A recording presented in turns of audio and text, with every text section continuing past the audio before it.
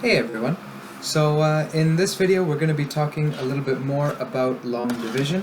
So I've got a few more examples that I wanted to go through with you that highlight some of the things that you should be careful about when you're doing long division problems.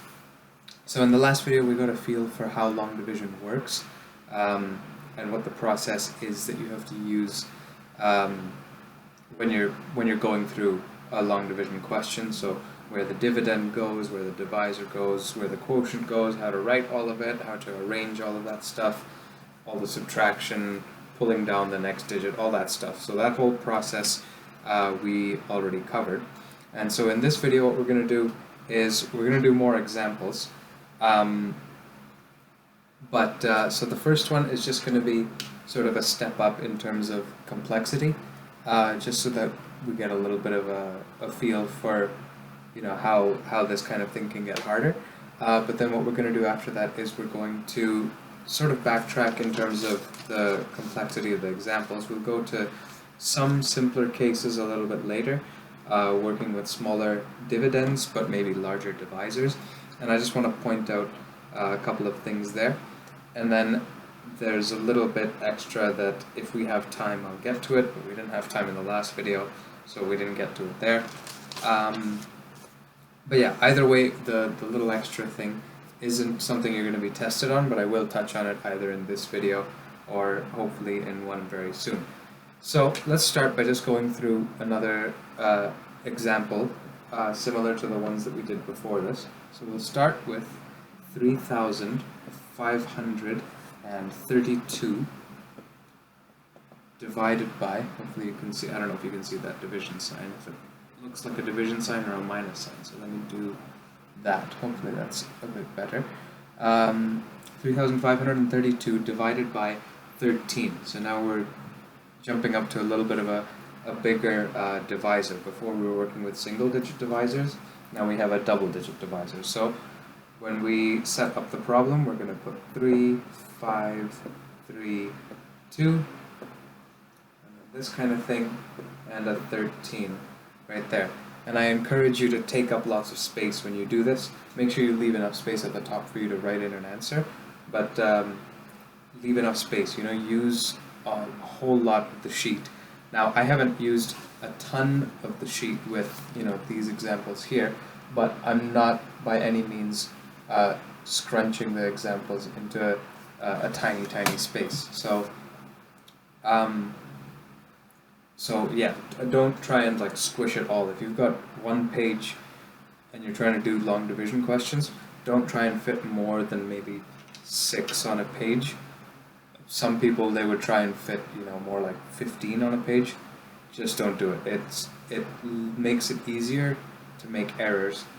The more you try and scrunch all the numbers together, it gets confusing, and you start misaligning your digits here, and everything starts to go wrong when you try to scrunch the numbers in really tightly into a small space. So try and use lots of space when you're doing this. I might have to scrunch numbers a little bit just because I've got kind of limited space and can't erase very much, but at least can't erase very much in the middle of a problem, but try and use as much space as you can.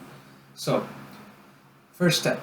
How many times does 13 go into 3? That's the question we always ask ourselves. We're just talking about this first digit here, right? And of course 13 was never going to go into 3. This is a 2-digit number, that's a 1-digit number. So if your divisor is 2 digits, you can sort of skip that and jump straight to how many times does 13 go into 35? And if you think about it and you count out your 13s, then you'll get that 13 goes into 35 twice. We get 13 times 2, so that's our next step, remember, is 13 times 2, which is equal to 26. So that we put down here, the 26 goes right there, and we subtract. Right, this 26 goes right there, and we subtract that. 35 minus 26, hopefully you guys are able to get the subtraction right, but if you want a brief refresher on that, when this digit is smaller than the digit that you want to subtract from it, you can borrow from over there. So I can turn this 3 into a 2, and then this 5 becomes a 15, and then I do 15 minus 6, which would give me 9, and then 2 minus 2 is 0, so I'm left with 9. If you can just look at it and recognize that 35 minus 26 is going to leave me with 9, then that's great. That's the level that we're sort of aiming for, is that you can just sort of look at it and realize that that's the answer rather than having to calculate the answer. But so, however you get it, you get a 9 down here, and then the next thing you do is you take this 3 and you pull it down. So we have a 3 down here. Now we have to ask ourselves a question that's a little bit more complicated, which is how many times does 13 go into 93? And that's not one of the things that we tend to know offhand, right? If it's single digits, if you know your times tables from 1 times 1 up to 10 times 10, then you can pretty much do anything in between. But to get 93 divided by 13, that's not something that people are able to do really quickly. And so I do encourage that you shamelessly just write out the numbers. Don't have any shame to do that. If it helps you get the right answer, do it. Write out the numbers, counting by 13s, until you get to 93.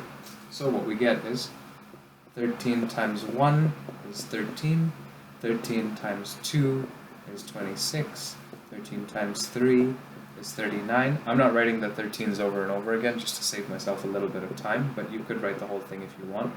13 times 4 is 52, 13 times 5 is 65, 13 times 6 is 78, and 13 times 7 is 91, which gets us really close, right? We're not going to get any closer than that. And you can leave those digits there if you think it might help you in the next bit, when you pull down the next digit. You can always do that. But yeah, at any rate, we get that 13 times 7 down here is equal to 91, which is the closest we're going to get to 93 without going over. So we put our 7 up here. 13 times 7, we already know that. That was the whole purpose of this counting, was to get close to 93, but also to know what that number is. 13 times 7 gives us 91, so we put that down here. We subtract. 93 minus 91 is going to leave us with 2. So the next step is we take this 2, we pull it down here, and that 2 down there becomes a 22 because we've pulled this 2 down with it. Now we ask ourselves, how many times does 13 go into 22? And we get that if you multiply 13 by 2, it would be too much. So 13 goes into 22 only once. 13 times 1 is 13, so that 13 goes down here. And we subtract, and that's going to leave us with a remainder of 9 again, I believe. Yes, so that will leave us with a remainder of 9. And the reason it's a remainder, just to refresh your memory, because we don't have any more digits here that we can pull down after the 2, there's nothing more we can do with this 9 down here, so that we're just left with that. And so then we can write our final answer, which is going to be this quotient that's up top, so 271, remainder 9, which I believe checks out with my math from earlier. I was doing that sort of as I was going along because I don't want to make any mistakes. It's 10 p.m. for me as I'm recording this right now, so my brain's sort of starting to shut down a little bit. But yeah, so hopefully that example makes sense. That was just a slight increase in the level of complexity with what we've been working with so far. So the next 2 examples, I just want to highlight a couple of small things. Yeah, I guess over the next 2 examples, and then we will try either a little bit of a more complicated one or time dependent. We might jump to that little extra thing that I wanted to give you guys. So hopefully this problem made sense. If it did not, try it again at some point and see if you can spot where you made your mistake, or rewatch this one a little bit later and see if you can find the point where your answer deviated from mine. So the next one we're going to do, I'm going to get rid of that as well. The next one we're going to do is 397 divided by 19. So once again, bigger and bigger divisors a little bit. Remember, the divisor is that guy over there, and this one over here is the dividend. So the 397 is the dividend, so I'm going to write that here, leave some space above it, and I'm going to put my 19, my divisor, right there on the side. So the first question that I could ask myself is, how many times does 19 go into 3?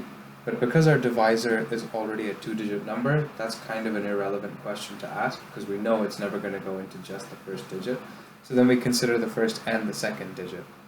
And we ask ourselves, how many times does 19 go into 39? Now you could, if you're struggling to just figure it out in your head, you can always just add 19s until you get really close. 9 plus 9 is 18, carry the 1, 1 plus 1 plus 1 is 3, 38. So we've only used 2 19s, right? We used one over there, and it got us to 38, which is as close as we can hope for right here. So we put a 2 up there. 19 times 2 is 38. So that 38 goes down there. We subtract. 39 minus 38 is going to leave us with 1. And then we pull down this 7. Now, we have a 17 here.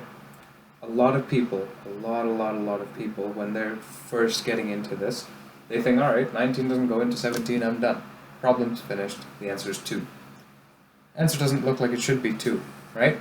We've got a number in the hundreds, and we're dividing it by 19, which is comparatively small. We also know that 19 times 2 is 38, not 380.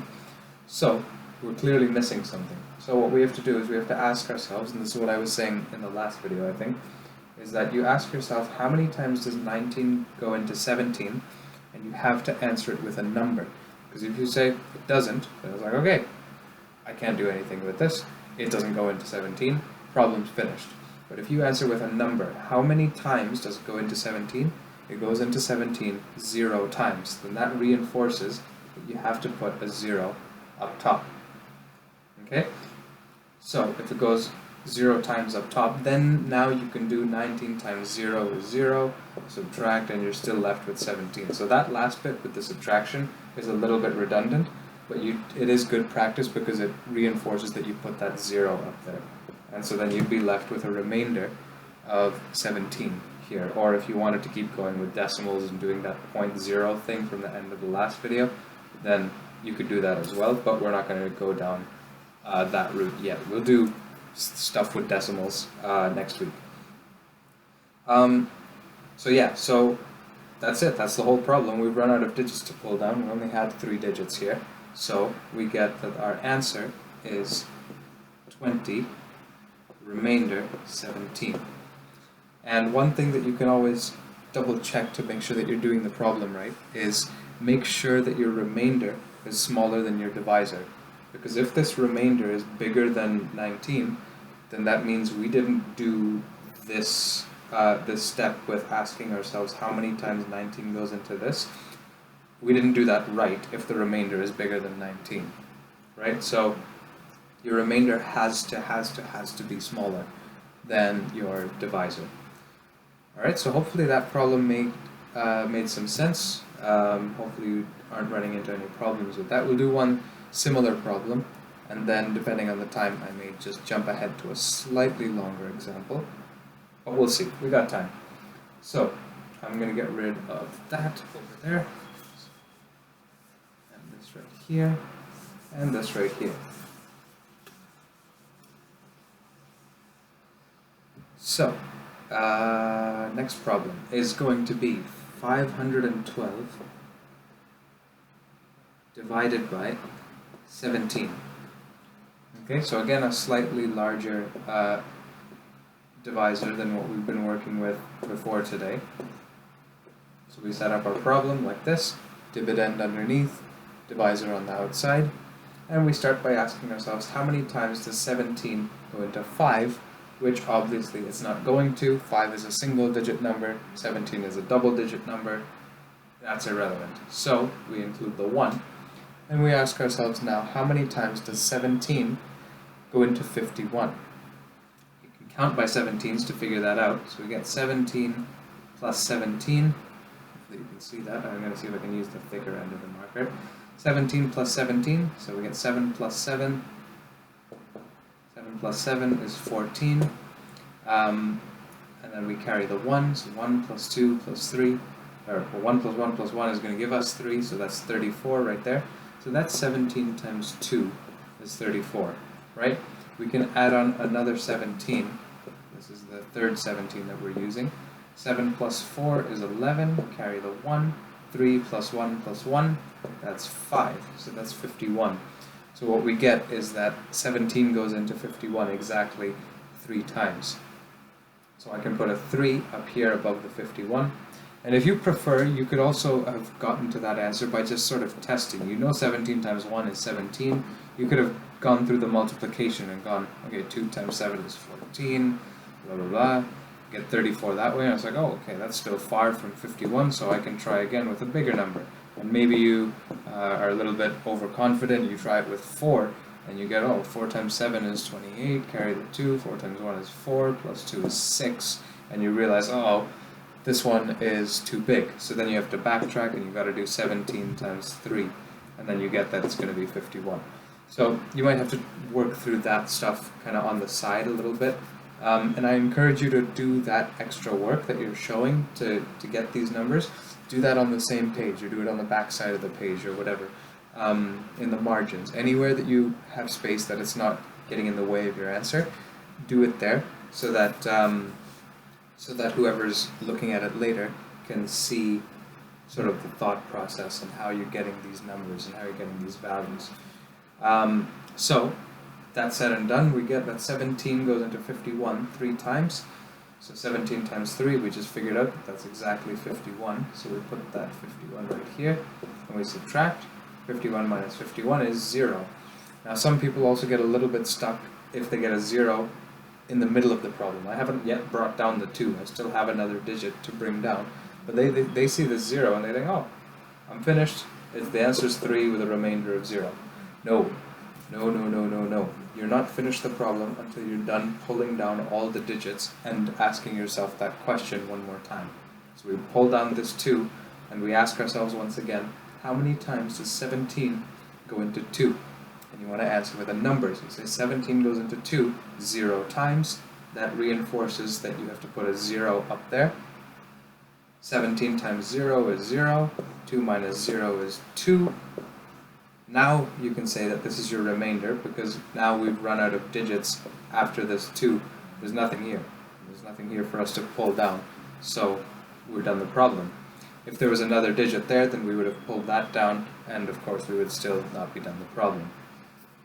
So we get our final answer is that 512 divided by 17 is equal to 30, with a remainder 2.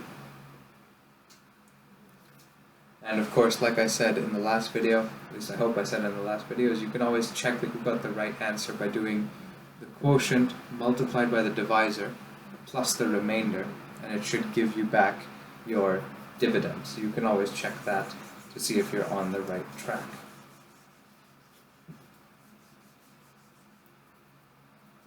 Now, let's see, I'll do at least one more, and then we'll see after that.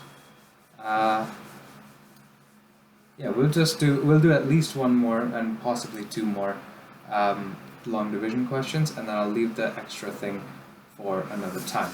So the next problem is sort of just stepping up the level of complexity a little bit. It's going to be 91,442 divided by 21. Alright, so our numbers are getting a little bit bigger here. So we're going to have to do a little bit more counting to work this out.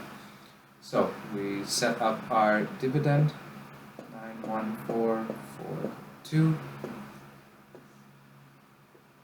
21.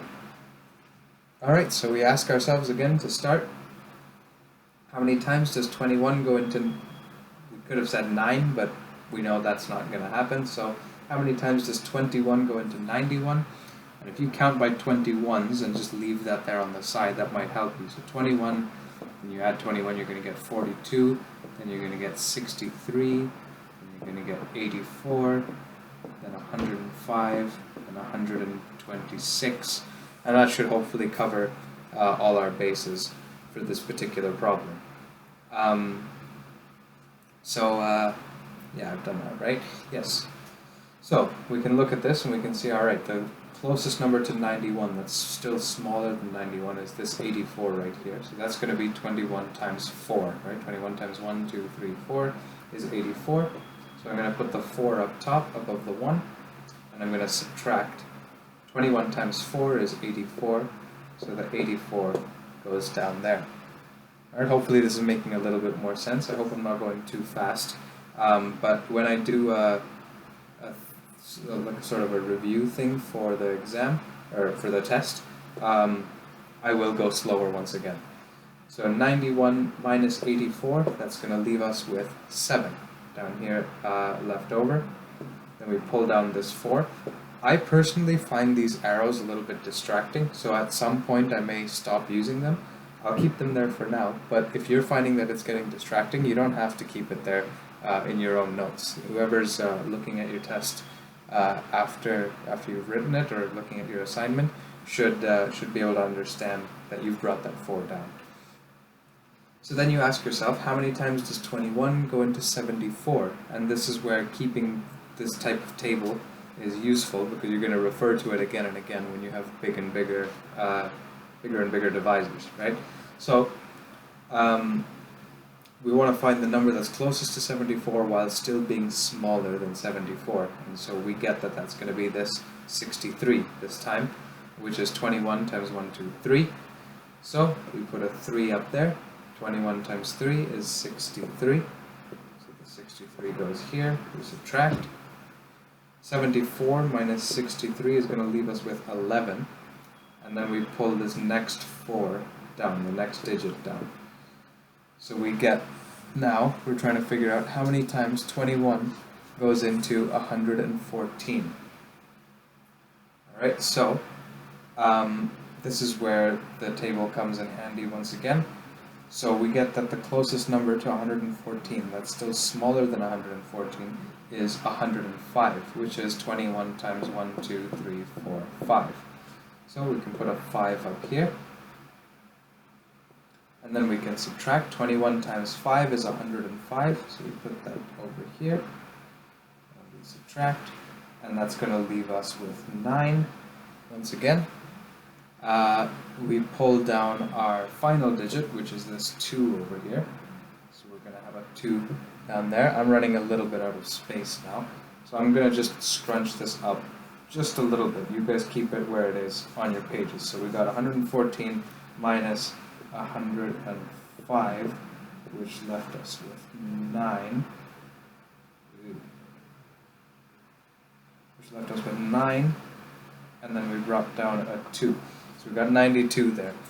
So we ask ourselves one last and final time, how many times does 21 go into 92?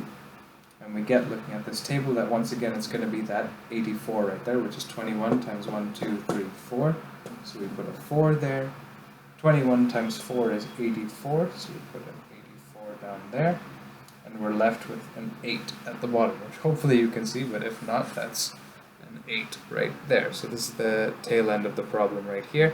And because we have no more digits to pull down after that 2, we're done. So this 8 down here is actually just going to be our remainder.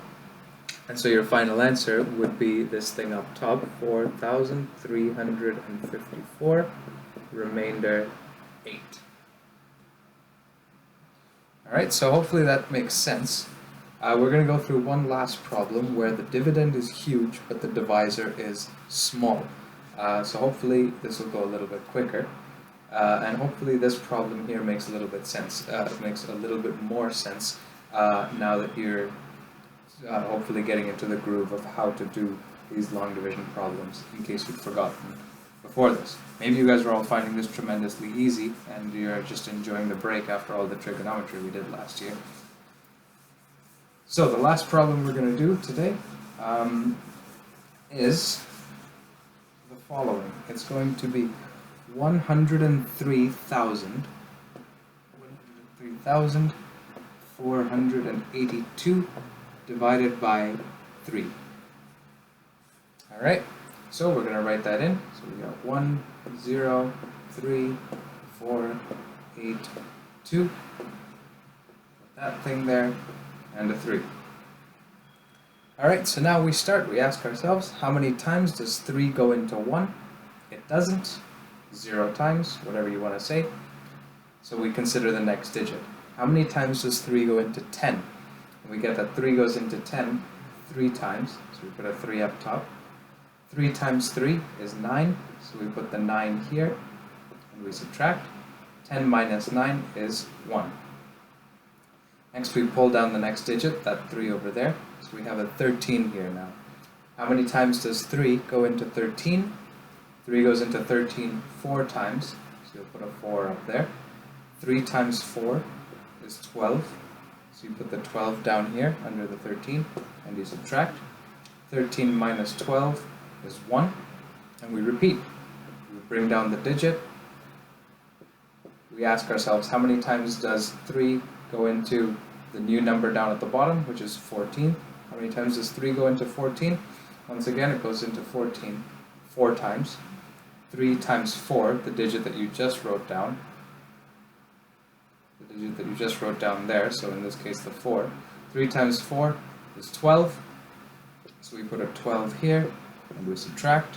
14 minus 12 is 2. Pull down the next digit, so we have an 8, so we get 28 down here. How many times does 3 go into 28? 3 goes into 28 9 times, so we put a 9 up there. So then we do 3 times 9 is 27. So the 27 goes downstairs. 28 minus 27 is 1. And then last but not least, we pull down this 2 all the way there. So we got a 12 at the bottom. How many times does 3 go into 12? 3 goes into 12 exactly 4 times. 3 times 4 is 12. We put that down there. Subtract 12 minus 12, and we are left with 0. 0 remainder. So, with a problem like this, what I was going to use this to lead into was how to know if a number like this is divisible by a number like that. That is, if you did 103,482 divided by 3, just by looking at this number, can you tell if there's going to be a remainder or not? So we're going to touch on that in the next video for if your divisor is 2, 3, 4, 5, or 6, how to tell if your dividend divided by each of those numbers would give you a remainder or not. So if the remainder is 0, that means that this number is divisible by whatever your divisor is. So in this case, we get that because our remainder is 0, we get that 103,482 is divisible by 3, and we get that the final answer when you do that division is 34,494. So since there's no remainder, that means there would be no decimal. So if you plug this into a calculator, it'll spit out 34494, and that's it. There won't be any decimal to follow that because there's nothing left over. This divides perfectly when your divisor is the number 3. So hopefully all of that makes sense. In the next video, like I said, we'll hopefully start by doing those divisibility rules, so how to know if a number is going to divide nicely, if your divisor is 2, 3, 4, 5, 6, and then like 10 and 100, things like that. But yes, we'll work on that, and then we'll do some slightly more advanced problems for multiplication and division. And then next week our lessons will focus on multiplication and division involving decimals. So the process is largely the same, but it can be a little bit frightening when you're seeing that for the first time. So we're going to start that next week. Alright, so hopefully everything made sense in this video, and everything has made sense up until this point. And hopefully you can see that this process, even if the dividend gets really, really big, the process is exactly the same, and it's easier with smaller divisors. So don't let big numbers like this scare you. when you're looking at the problem to start off, because the process is just repeating the same thing over and over and over again until you use up all these digits up there. So with that said and done, we will pick up with those divisibility rules and more practice problems in the next video. See you then.